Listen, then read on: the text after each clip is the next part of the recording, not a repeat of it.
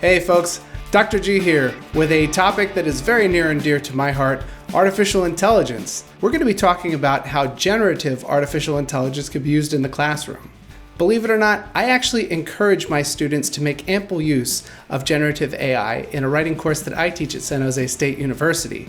And the purpose of this video is to share 5 tips that I often give my students.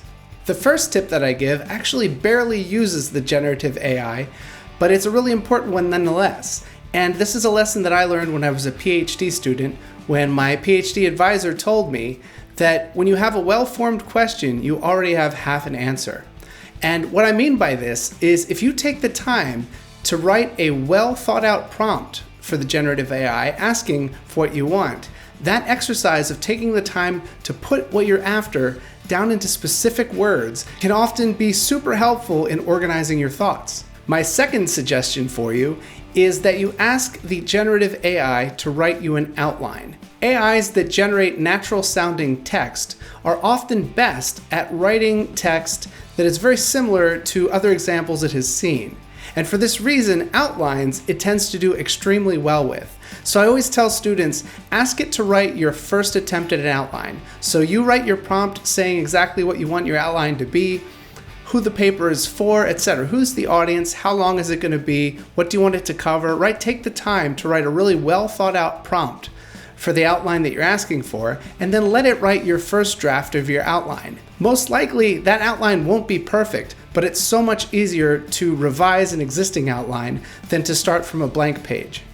My third suggestion for you is that if you're having trouble understanding a particular passage in a research article, ask the AI to explain it to you, and ask it specifically. You may want to suggest that it explain it to someone who's actually a lower level than you in education. So for example, if you're a college student, ask it to explain it to you as if you were a high school student, to be sure that it's bringing it down to a comfortable level for you. And if you find that it oversimplifies it too much, you can always ask it to go up a level. This is actually one of the most exciting uses for this technology in the class that I teach, as the writing course that I teach requires students to read a great deal of primary research articles, which can often be very, very difficult to read for even people in the field, let alone undergraduate students who are brand new to that particular topic. So I think this is an extremely useful application for generative AI.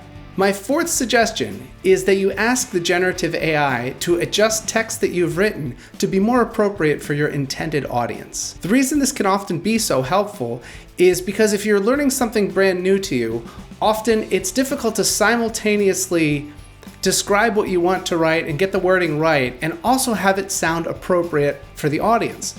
For example, suppose that you are learning about a new area of research and you understand it well enough that you could describe it casually to a friend, but you're not quite at the level where you could write a passage on that particular topic that sounds like a researcher in that field wrote it.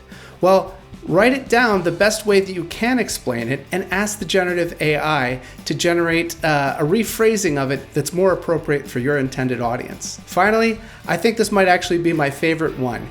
Use generative AI to gain your human instinct to correct other people. You may or may not feel that this is a quality that you have as a person, that you feel the need to correct other people if they get something wrong. But it's actually a well-known effect on internet forums such as Reddit, where if people want an answer to a question, what they will do is they will post their question using their normal Reddit account, then they'll sign out of that, sign into a second Reddit account, and then go answer their own question incorrectly. And the reason they do this is that other users will find it irresistible to go correct that incorrect answer to their own question, and they actually get an answer much faster. So there seems to be something about seeing something wrong that really gets your brain going as a human being.